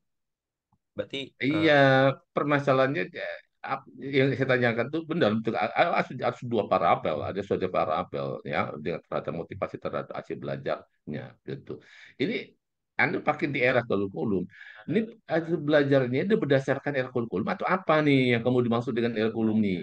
Belajar bahasa mungkin Arab kan di sekolah SD itu, eh, apakah sudah menggunakan kurikulum merdeka atau belum? jadi kan kan sekarang udah Apakah yang kurikulum Anda mereka. ingin teliti hasil belajar yang dicapai oleh siswa itu berdasarkan kurikulum mereka atau berdasarkan segala macam atau hanya sebatas Berdasarkan enggak kurikulum Anda merdeka Ustadz. enggak berpikir digunakan untuk itu Oh, hanya memaparkan ya udah zaman sekarang no zaman now gitu itu kan enggak terkait ya kamu kan artinya apa kalau kalau bahasanya di era kurikulum kan berarti kamu nggak peduli mau mau dia belajar kayak apa kayak mau belajar segala macam kayak hasil belajar kayak apa menggunakan apa kan segala macamnya gitu ya jadi kalau kamu yang ingin meneliti motivasi dengan hasil pembelajaran yang di sekolah SD itu memang menggunakan kurikulum merdeka gitu jadi bahasanya bukan di era kurikulum berarti intinya tuh gitu dibahas tapi dikira-kira tuh pertanyaannya apakah sekolah itu sudah menggunakan kurikulum merdeka sudah Ustadz. ya Sudah. dan apakah Anda tahu bagaimana kurikulum merdeka dalam pembelajaran bahasa Arab? Apakah tingkatnya? Pertanyaannya, guru yang mengajarkan itu, apakah memang sudah menerapkan secara benar kurikulum merdekanya? Ya masih belum tahu Ustadz kalau gitu. Nah, itu kan itu kan jadi suatu problema juga kalau Anda lihat hasil belajarnya, gitu kan? Jadi kalau Berarti buktikannya gitu. Jadi kalau kamu buktikan motif belajar siswa, gitu mulai siswa terhadap hasil belajar bahasa Arab di sekolah SMA IT. Nah itu baru tuh. Anda motif belajar siswa ada masih siswa di sekolah itu, gitu kan dengan belajar ya kita tidak mengkaitkan pembelajaran bahasa Arab itu menggunakan metode apa, kurikulum apa segala macamnya. Jadi yang kita belajar dari hasil dia belajar seperti kan gitu. Jadi SMA itu menjadi tempat penelitian kamu gitu. Bukan jadi kan kalau di era kuliah kan kamu mengatakan bahwa di zaman sekarang kan begitu namanya. Bukan berarti jadi era diganti. kamu kurikulum itu bukan sebuah penelitian kamu Berarti segala macamnya gitu. kurikulumnya diganti Ustadz. Jadi kayak jadi tempat hasil pembelajarannya Ustadz. Ya, iya. Jadi kalau ini kan motivasi, misalnya motivasi belajar, motivasi siswa tingkatnya gitu kan dalam belajar bahasa Arab ya, misalnya pasti harus ada hubungan harus dikatakan hubungan motivasi dengan siswa bahasa Arab ya siswa dengannya terhadap, nah bisa juga gitu. Jadi hubungan atau korelasi atau hubungan motivasi siswa SMA Teolil Alfam terhadap hasil belajar bahasa Arab di sekolah tersebut, misalnya gitu. Oh ya begitu Jadi Ustadz. hubungan motivasi siswa gitu kan, dengannya gitu kan terhadap hasil belajar bahasa Arab di SMA IT Ulil Albab begitu judulnya kalau kamu ingin. Tapi ini juga kamu harus tahu statistik untuk mencari hubungan motivasi dan belajarnya. Ada kan bagaimana ada juga itu kan ada kalau hasil belajarnya sih ya bisa mendapatkan nilai ya dengan nilai-nilai belajar dari gurunya kita bisa lihat. Tapi untuk motivasinya kan instrumen motivasinya kami juga dapatkan tuh banyak sih angket-angket untuk mendapatkan bagaimana motivasi kan itu juga banyak teori-teori untuk angket-angket yang berkaitan masalah motivasi bisa Anda gunakan itu untuk mendapatkan data motivasi visual di dalam pembelajaran misalnya. Nanti tinggal dikaitkan dengan bahasa Arabnya, atau ya di bahasa Arab motivasi ya, tapi dikaitkan dengan pembelajaran bahasa Arabnya seperti apa motivasi belajar. Ya, jadi motivasi siswa belajar bahasa Arab terhadap hasil pelajaran bahasa Arab. Kena motivasi dia, kena gitu. Jadi Oke. bukan Anda meneliti kurikulum, bukan segala macamnya gitu. Jadi ada itu memungkinkan hubungan motivasi siswa, motivasi siswa dalam belajar bahasa terhadap hasil pembelajaran Arab di SMA, misalnya gitu SMA IT Udil Alba gitu. Judulnya seperti itu, bukan di era kurikulum merdeka gitu. Jadi Kalau jadi ini kan bingung kamu atau lantas memang ya paham ya yang gimana saya Ustadz inginkan. hubungan motivasi siswa SMA Ya, dalam. hubungan motivasi siswa, tingkatnya motivasi siswa dalam belajar bahasa Arab terhadap hasil belajarnya. Oke, Ya, terhadap berarti terhadap hitungannya belajarnya di, dalam terhadap hasil pembelajaran Ustadz. iya hasil pembelajarannya, hasil pembelajaran bahasa Arab tentu. Ya, oke. Ya, belajar di SMA IT Oke. Ulil Albab gitu. Jadi tempat objek penelitian kamu itu di SMA itu. Oh, oke. Bu- Iya.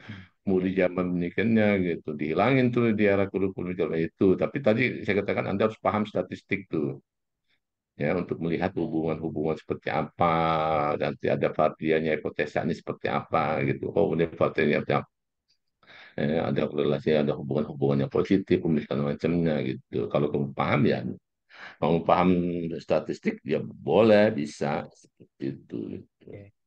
Oke, syukran Ustadz. Tapi bisa nanti di situ baru bisa Anda analisis motivasi kenapa belajar kok hasil belajar sini. Jadi ada hubungan, oh iya kalau motivasinya tinggi si belajar baik atau macam mungkin ada data oh, kan motivasinya tinggi tapi kok kenapa belajarnya kok kenapa hasilnya rendah. Nah itu nanti nanti cari sebab kenapa tuh ada berapa orang yang begitu misalnya motif belajar bahasanya tinggi tapi kok kenapa hasil belajar rendah gitu kan. Saya katakan artinya hipotesa saya kan mestinya kalau motif belajar tinggi kan hasil belajar juga tinggi kan begitu nyambung kan gitu hipotesanya. Tapi ketika dapat data seperti itu ya cari sebabnya kenapa ada masalah apa. Nah itu kan berguna jadinya kalau yang begitu kan jadi bukan hanya sekedar motivasi motivasi aja. Memang motivasi motivasi kamu nanti setelah mengetahui motivasinya kamu langsung membuat seminar untuk mereka meningkatkan motivasi gitu. Kan kan kan, lalu itu udah teliti kan bukan ke sana arahnya penelitian kamu gitu. Ya, ya, syukron Ustaz. Ayo kita lakukan seminar yuk untuk meningkatkan Ya, motivasi ini. Kita lakukan seminar sehari itu apa untuk nanti kalau udah seminar emang sudah tahu ningkat. Kan ya, kan, gitu. Jadi harus jelas ya masalah itu juga harus. Jadi kurikulum mereka juga harus jelas nih di usul. Jadi ada mahasiswa kamu juga ingin meneliti, dia ingin meneliti pelaksanaan kurikulum mereka di SMA, gitu kan? Saya tanya, ini kan ya gitu. Pertanyaannya ada guru paham nggak dalam masalah kurikulum mereka, kemudian menelitikannya. Dan pertanyaannya ada tahu nggak teori bagaimana penerapan pengajaran bahasa Arab dengan menggunakan kurikulum mereka? Ada nggak penelitiannya, gitu kan?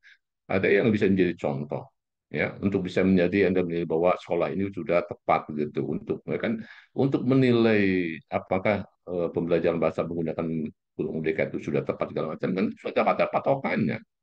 Ada patokannya enggak seperti apa untuk menilai wah sekolah ini udah tepat pendidikannya seperti apa gitu. Jangan-jangan belajarnya sama ya pembelajaran cuman judulnya aja seperti misalnya kayak RPS-nya. RPS dengan kurikulum 13 dengan kurikulum modul Merdeka itu kan hanya judul-judul di atasnya ini sama. Kalau 313 itu ada indikator, ada segala macamnya. Tapi kalau kurikulum Merdeka berbeda model, tapi itu bisa. Nah, kalau aja sebatas itu aja, Pak Gunanya segala macam. Tapi bagaimana tuh benang merah ketika Anda mengajarkan bahasa Arab, ini yang saya ajarkan menggunakan kurikulum mereka nih, di mana benang merahnya gitu. Di mana Anda tahu nggak benihnya gitu. Kalau begini merdeka, kalau begini, kalau caranya begini itu kurikulum 13. Nah, itu tahu nggak? Ada nggak patokannya gitu gitu. Nah, selama ini kan nggak ada, nggak boleh gitu kan. Jadi kamu jangan meneliti berkaitan dengan masalah 13 begitu. Tapi telitilah bagaimana pembelajaran dengan menggunakan huruf itu. Jadi yang teliti itu Anda menciptakan bagaimana pembelajaran itu. Jadi nanti hasil penelitian itu bisa menjadi patokan untuk orang lain gitu. Bukan Anda nilai mulai sekolah sudah tepat, nggak ada patokannya untuk menilai. Ketika kita menilai itu kan sudah patokan. Patokan kita apa? Gitu. Nggak ada, nggak ada yang dari secara teoritis, nggak ada teoritis bagaimana sih ceritakan pembelajaran dengan segala macamnya belum ada gitu. Nah, jadi bukan kamu jangan meneliti masalah sekolah, apakah sekolah sudah menerapkan 13, apakah gurunya paham atau enggak. Kalau guru paham atau enggak, nanti kalau guru paham, kalau enggak paham kenapa, kalau paham kenapa, segala macamnya gitu. Tapi lebih baik kalau bagaimana sih gitu mengajarkan bahasa Arab dengan kurikulum 13 itu seperti apa sih gitu. Jadi didesain, jadi dia mendesain pembelajaran dengan menggunakan kurikulum 13 gitu. Oh begini namanya 13. Di mana benang merahnya nih? Gimana kalau macamnya? Nah itu kan bermanfaat tuh menjadi sebuah patokan. Jadi apa yang kamu tulis nanti itu bisa menjadi patokan untuk orang lain menulis hal yang sama dengan ada oh begini caranya gitu. Dari hasil Anda memahami dipahami dulu. Ya, kalau guru mereka itu kan, oh memang bagus sih.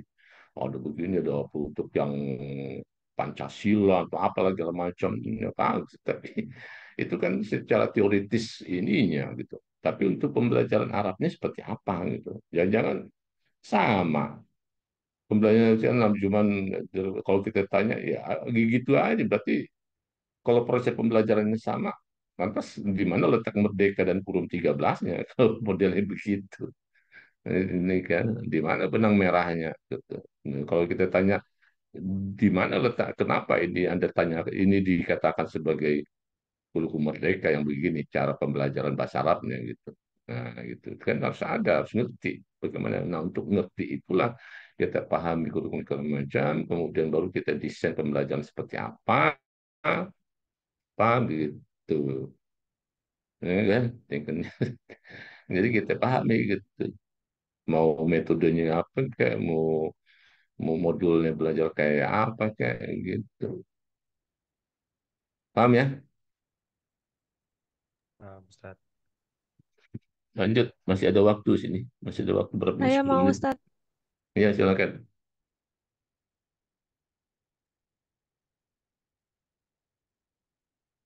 Judulnya saya kirim di itu Ustaz di chat. Analisis problematika kesulitan belajar bahasa Arab pada mata kuliah qiraah muwassa'ah bagi mahasiswa lulusan SMA dan hmm, kamu ingin meneliti problemkan kesulitan belajar bahasa Arab. Pertanyaannya adalah kesulitan belajar bahasa Arab itu kamu tahu nggak secara teori apa aja, masalah apa aja? Ya, mungkin yang kesulitan untuk misal kayak Hmm, menghafal mufrodat dan segala macam Ustaz. ya, ini dalam dalam qiraah loh. Jadi kamu tadi gitu kan, kamu harus memahami eh, belajar disebut dengan qiraah, kemahiran qiraah. Qiraah ya boleh lah, ada muasa, ada muajah, ada qiraah apa segala macamnya gitu kan. Ya, pertama yang kamu harus pahami adalah kamu harus memahami yang disebut dengan kesulitan belajar bahasa Arab itu satu. Ya, kemudian kamu juga harus memahami qiraah muwassa'ah. Yang disebut qiraah muwassa'ah itu apa? Gitu kan, qiraah muwassa'ah itu apa gitu. Nanti kalau kamu pahami qiraah muwassa'ah itu, apalagi di sini lulusan mahasiswa lulusan SMA. Pertanyaannya, kenapa Anda batasi lulusan SMA? Memang kalau yang dari pesantren nggak sulit gitu. Izin jawab ya Ustaz, kalau Hmm. berdasarkan ini kenapa saya ambil SMA sama SMK aja karena biasanya SMA SMK itu kan nggak punya basic kayak anak pesantren gitu ya Ustaz. Mereka mungkin di SMA-nya itu nggak pernah belajar bahasa Arab dan segala macam gitu Ustaz. Nah, itu kamu udah jawab. Berarti nggak perlu teliti dong. Hah? Kamu udah Oke. bisa jawab tuh kesulitan dari SMA. Hah? Kalau permasalahan kalau masalah dia kesulitan di SMA, kemudian dia nggak belajar bahasa segala macam, udah terjawab tuh penelitian kamu. Buat apa lagi masalah yang kamu inginkan? Hah? Berarti nggak bisa ya Ustaz? Bukan, jadi ada benar-benar masalah, tahu masalah, apa masalahnya itu perlu dilakukan sebuah penelitian enggak? Penelitian ada, tidak semua masalah itu dapat dilakukan, dapat diatasi dengan sebuah penelitian. Karena nggak perlu diteliti, cukup mengetahui aja, oh, udah tuh latar belakang begini-gini ya sulit otomatis gitu. Nah, kenapa siswa itu sulit belajar? Ya pertama dia nggak menguasai bahasa Arab, kan begitu nyatanya. Nah, gitu kan nggak perlu diteliti itu. Dia orang lain belajar bahasa Arab. Siswa dari SMA dia nggak belajar bahasa Arab, bahasa Arab cuma di tengah macamnya gitu. Ya, lantas di mana letak harus diteliti? Tulis peneliti. Kamu teliti itu satu-satu siswa gitu. Secara umum kan udah tahu tuh. Ya, lulusan yang kamu tanya ntar kamu tanya misalnya, kenapa kamu kan sekarang kita tanya, bagaimana data kamu dapatkan bahwa siswa ya mahasiswa yang lulusan SMA itu sulit? Apa yang kamu tanyakan kepada mereka? Mungkin faktor-faktor kenapa mereka misalnya kayak kesulitan untuk belajar qiraah muwasaah Ya, gitu Ustaz. ini kan Faktor-faktor. kalau bapak penelitiannya gitu kan, sulit-sulit segala macamnya. Ya, dari faktor-faktor apa memang yang kamu tanya? Iya bagaimana Ustaz Ya, Afwan? faktor apa yang kamu tanyakan? Kamu kan Mungkin nanya, ketika Ustaz. menanyakan sesuatu kan harus sesuai dengan data yang kamu inginkan. Bukan lantai segala macam SMA. Kalau kamu tanya faktor apa, ya kamu nanya kok nanya ke faktor apa. Ya ketika kita sudah duga. Faktornya dia itu pertama ya dia nggak menguasai bahasa Arab, nggak belajar bahasa Arab. Lantas di mana letak kesulitannya? Jadi yang ingin kamu ungkapkan dalam masalah ini kesulitan belajarnya atau kesulitan bahasa Arabnya atau apanya nih gitu kan, itu yang jadi kamu harus paham nih kemana data yang diinginkan nih kesulitannya gitu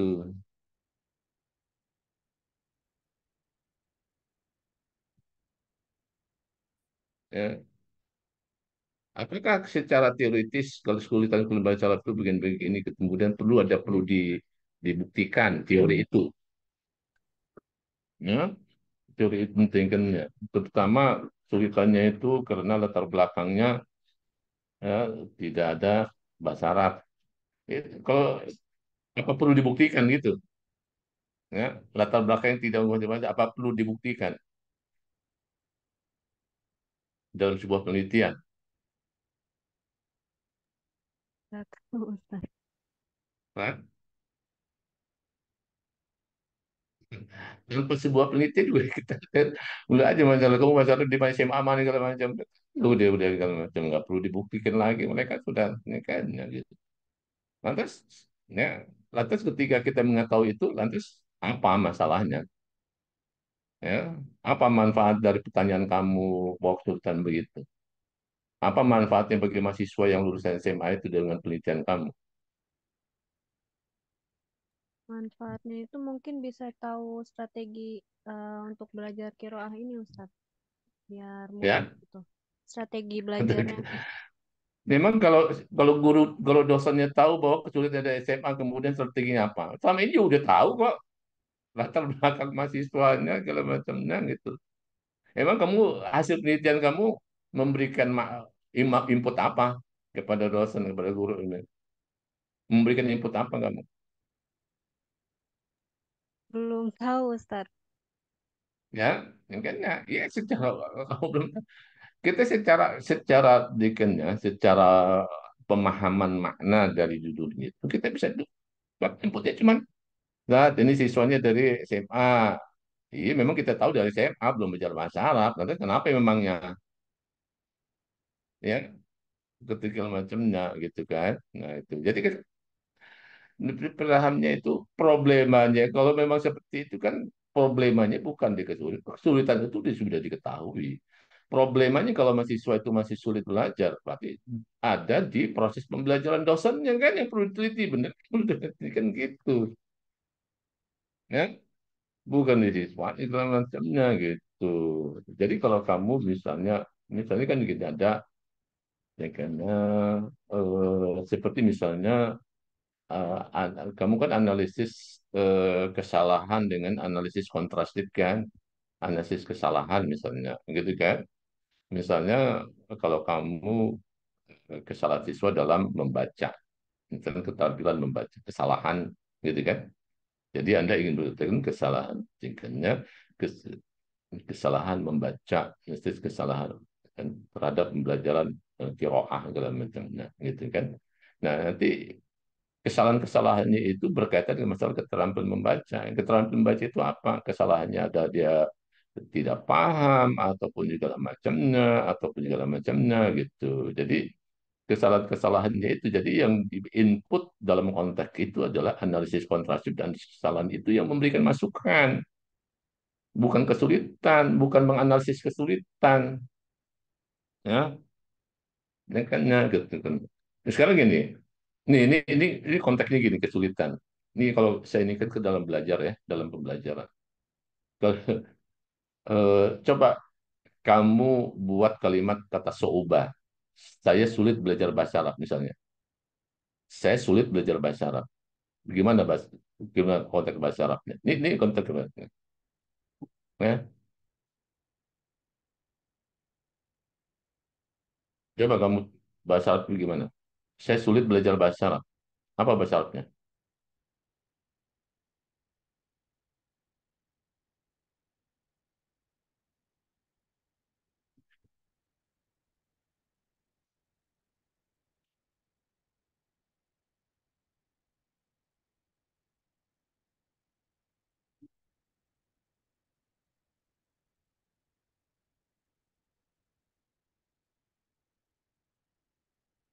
Halo, Farana. Ini Farana kamu Farana kan?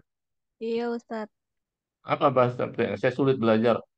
Misalnya gitu. Saya sulit belajar bahasa Arab. Misalnya. Apa bahasa Arabnya? Gimana tuh bahasa Arab? Sebentar, Ustaz. Eh, Kalau as'abu an adrusulu watil arabiyah, Ustaz. Oke, berarti kan- Lu Jadi tahu. kamu yang sulit ya? Iya, Ustaz. Kamu yang sulit. Bukan belajar yang sulit kan? Iya, Ustaz. Jadi kata so'uba itu kamu nisbahkan kepada diri Anda, bukan kepada pembelajarannya. Nah, berarti permasalahan kamu itu dalam konteks kamu bisa jadi galau nanti siswanya sehingga sulit belajar, bisa jadi ada masalah di keluarganya sehingga sulit belajar. Itu yang kamu inginkan. Iya, Nah, Ustaz. kalau kalau kesulitan itu di failnya adalah diri kamu, nanti ke sana arahnya tuh, ya. Jadi kalau dalam bahasa Arab itu sungba alayya ta'allumul lughah Arabiyyah. Bukan su'ubtu fi ta'allumul lughah Arabiyyah. Saya sulit meningkatnya begitu. Jadi yang sulit itu adalah belajarnya. Di diri si sayanya nggak ada masalah. Jadi kalau kata so'uba itu kamu nisbahkan kepada diri kamu, berarti yang bermasalah itu ada diri kamu. Bisa jadi kamu patah hati, ada kalau segala macam, sehingga sulit belajar, nggak bisa konsentrasi, segala macamnya. Emang itu yang mau diteliti? Hah? Iya, Ustaz. Enggak. Emang itu, emang itu yang diteliti?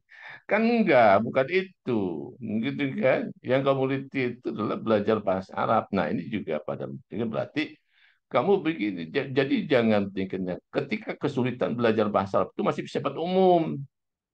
Jadi kalau kamu katakan kesulitan, problemnya kesulitan gitu kan, belajar keterampilan membaca gitu. Iya, Ustaz. Jadi nanti yang yang diupload segala macamnya itu yang berkaitan dengan masalah keterampilan membaca dan baca itu ada apa, kesulitan-kesulitannya itu apa, gitu kan? Ya, kesulitan-kesulitan membaca dia kenapa? Karena pendidikannya gitu kan, karena tadi. Dan nanti dari sini banyak nih. Kalau kamu berkaitan masalah kesalahan membaca, ya, kesalahan-kesalahan membaca, artinya kelemahan di dalam membaca bahasa Arab itu adalah pertama siswa itu tidak fasih mengucapkan huruf. Kemudian dia ya ke yang disebut dengan dokter khotok, lemah dalam dokter khotok lil alfat, salah dalam menentukan harokat karena tidak ada harokatnya. Kemudian al-butu fil qiraah, kemudian al-qusur fil makruh, artinya dia tidak paham apa yang dibaca. Itu adalah kelemahan, ya, kelemahan di dalam belajar bahasa membaca tuh, keterampilan membaca gitu. Nah, kamu ingin meneliti nih, jadi bukannya kesulitan belajar bahasa Arab secara umum. Kalau secara umum nanti kamu berkaitan masalah masalah nahunya, masalah ininya, masalah apanya, masalah segala macamnya gitu kan. Jadi kiroah nanti puasa itu ditinjau dari berbagai macam aspek segala macamnya gitu. Jadi yang kamu ingin teliti itu udah tuliskan belajar keterampilan membacanya gitu. Jadi belajar keterampilan membaca. Ya, jadi bukan pelajaran bahasa Arab, ya kan, yang keterampilan membaca pada mata kuliah segala macamnya. Jadi difokuskan kepada itu, gitu kan? Nah, dalam membacanya di sini.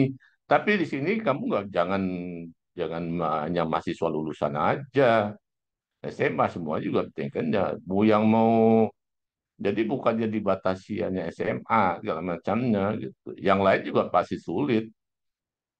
Ya, dari SMA dari dari pesantren dan segala macamnya gitu. Ya. Tapi nanti di sini bagi mahasiswa, misalnya angkatan misalnya mahasiswa semester sekian gitu intinya gitu. Ya, mahasiswa semester yang sudah mendapatkan mata kuliah muasaah gitu. Nanti bau dapetikannya gitu. Kesulitan-kesulitan dan dalam empatnya itu nanti di situ kamu cari tahu tuh ke mahasiswa-mahasiswa mereka dengan angket kamu pendidikannya gitu kan. Nah itu nanti kamu harus tahu tuh masalah-masalah kesulitan dalam belajar memahami, kemudian dari kesulitan-kesulitan itu kamu buat angket yang benar-benar paham, angket yang benar-benar sesuai dengan teknikannya, data-data yang benar gitu. Jangan sampai angket itu tidak berkaitan dengan masalah kesulitan gitu. Nah ini kadang-kadang anda orang membuat angket tidak sesuai dengan data yang Anda inginkan gitu, yang tidak sesuai dengan data yang ingin sesuai dengan penelitiannya itu juga nggak boleh. Kamu harus benar makanya harus benar-benar paham tuh yang disebut dengan kesulitan belajar kiroah. Belajar kiroah itu apa? Ya, dalam kiroah itu apa segala macamnya gitu. Bubuk itu macam nanti dari teoritis segala macam itu dari situ disitulah kamu buat angket. Kamu gini nggak, udah buat pertanyaan nanti baru tergambar tuh ya kesulitan yang paling tinggi itu di mana, kesulitan paling segala macam itu di mana gitu. Ya, jadi eh,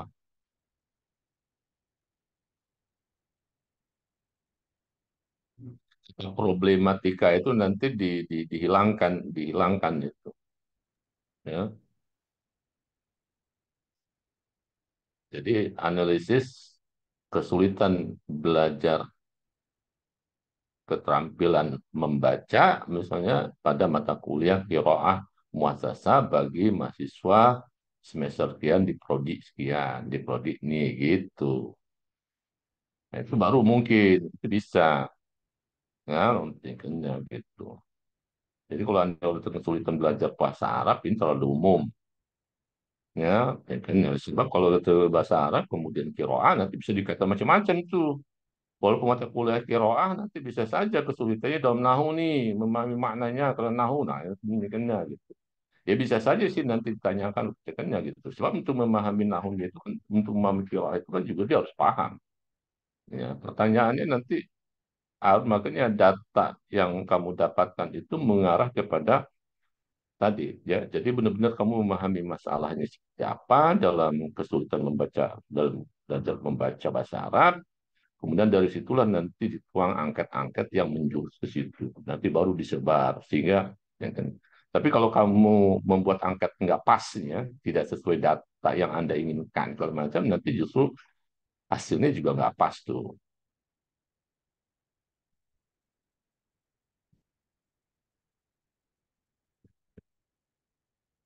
Iya Ustadz. Paham ya? Itu bisa Iya dimengerti Ustadz. nih kamu. Tingkatnya. Iya Ustadz. Berarti jangan terlalu umum ya Ustadz. Jadi iyalah, seluruh umum. Emang lantas kalau kamu tanya sumber belajar apa aja memang kesulitan belajar bahasa Arab? Ya, menyimak juga nanti. Yang kamu inginkan keterampilan bahasa Arab itu kan ada keterampilan berbahasa, ada keterampilan kebahasaan. Kan ke sana arahnya. Yang kamu itu ya apa? Terlalu luas. Yang kamu ingin tekanannya dari mata kuliah itu apa gitu. Sebab ada juga sih dosen yang mengajar kiroah, tapi yang dikaji itu selalu nahu aja. Dulu ada sih ya, udah kerjaan baru ada dosen ketika kiroah itu ketika membaca itu yang dikaji itu nahu, jadi ini pelajaran nahu atau pelajaran kiroah nih, nah gitu. Itu kan artinya Anda harus tahu justru kan. Ya, artinya keterampilan kiroah itu apa, keterampilan kiroah muasa itu seperti apa sih? Ya, nah, itu kan juga harus tahu tuh. Nanti itu juga bagian-bagian yang perlu Anda tanyakan kalau Anda mengetahui segala macamnya gitu. Begini? Apakah begini sulit? Apakah begini sulit? Ketika proses kiroah muasa itu seperti ini, apakah sulit? Apakah sulit? Jadi bukan hanya sekedar kesulitan dari sisi tadi yang aspek tadi ya, salah penawa dan segala macamnya. Bisa jadi kesulitan itu dimunculkan dari proses yang dilakukan oleh kiroah muasa itu, langkah yang dilakukan itu menimbulkan kesulitan muasaan gitu. Nah, dari situ nanti akan terkena itu bahwa oh ini begini sulit berarti nanti perlu ada langkah yang begini nih, perlu dilakukan langkahnya seperti ini, perlu ada langkah begini, perlu ada gitu nanti begitu. Nah di situ artinya apa? Artinya Anda bisa memberikan masukan kepada guru atau kepada dosen yang bersangkutan ketika penelitian gitu, baru bermanfaat tuh gitu. Ya Ustadz. Syukron Ustadz. Ya, ya, benar. Baik, ini waktu juga yang membatasi kita ya. Jadi kan insya Allah kita sambung lagi minggu depan dengan bagaimana menulis paragraf sampai juga diskusi tentang judul-judul yang kamu inginkan. Ya, tapi nanti kalau yang bertanya tadi tiga tadi yang bertanya kalau sudah ingin menetapkan hati dengan judul itu nanti disampaikan juga saya benar-benar udah enggak gitu ya, jangan sampai kan. Kita tutup baca alhamdulillah. Alhamdulillah. Oke, mohon diri ya. Assalamualaikum. Waalaikumsalam warahmatullahi wabarakatuh. Syukran Syukran Ustadz. Ustaz. Kurang Ustaz.